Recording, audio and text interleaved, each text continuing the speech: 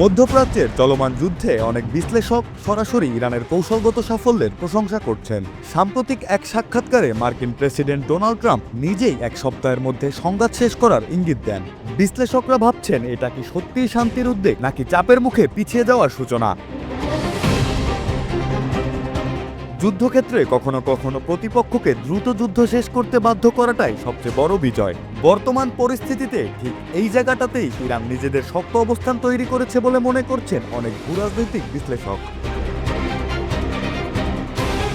The Wall Street জার্নালের প্রতিবেদনে উঠে এসেছে, ট্রাম্প ব্যক্তিগতভাবে তার সহযোগীদের জানিয়েছেন যে তিনি দীর্ঘমেয়াদী সংঘাতে জড়াতে চান না।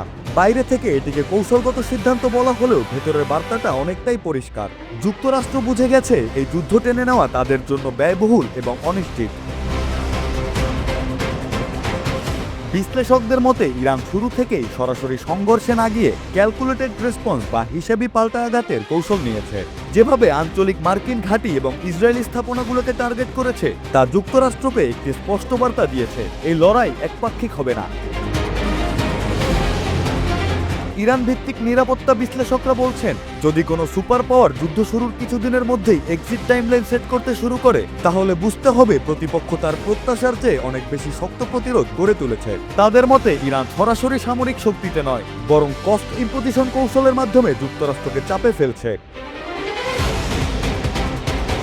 আন্তর্জাতিক গণমাধ্যমগুলোও বিষয়টি ভিন্ন দৃষ্টিতে দেখতে শুরু করেছে। বিবিসি নিউজ এক বিশ্লেষণে উল্লেখ করেছে, যুক্তরাষ্ট্রের দ্রুত যুদ্ধ শেষ করার আগ্রহ আঞ্চলিক শক্তির ভারসাম্য পরিবর্তনের ইঙ্গিত বহন করে। একইভাবে আল জাজিরা বলেছে, ইরানের পাল্টা হামলাগুলো শুধু সামরিক প্রতিক্রিয়া নয় বরং একটি শক্তিশালী রাজনৈতিক বার্তা। এই পরিস্থিতিতে ট্রাম্পের এক সপ্তাহ যুদ্ধ শেষ করার নির্দেশ অনেকের কাছে সরাসরি এক ধরনের বার্তা যে এই যুদ্ধ আর ট্রাম্পের নিয়ন্ত্রণে নেই। যুদ্ধের শুরুতে ট্রাম্প যে আত্মবিশ্বাস দেখিয়েছিল এখন তা অনেকটাই চাপা পড়ে গেছে বাস্তবতার নিচে। ইরান সমর্থক বিশ্লেষকরা বলছেন, যুক্তরাষ্ট্র এখানে নিজেদের তৈরি ফাঁদেই আটকে গেছে। ইরানকে দ্রুত দমিয়ে ফেলার যে পরিকল্পনা ছিল তা এখন উল্টো হয়ে দাঁড়িয়েছে এক দীর্ঘমেয়াদী ঝুঁকিতে, আর সেই ঝুঁকি এড়াতেই এখন যুক্তরাষ্ট্র দ্রুত সমাপ্তির কথা ভাবছে। ইরানের জন্য এটি শুধু একটি সামরিক প্রতিরোধ নয়, এটি একটি মনস্তাত্ত্বিক ও কৌশলগত জয়, কারণ তারা দেখাতে পেরেছে বিশ্বশক্তি বলে পরিচিত দেশকেও চাপে ফেলা সম্ভব যদি প্রতিরোধ যথেষ্ট শক্ত এবং সংগঠিত হয়।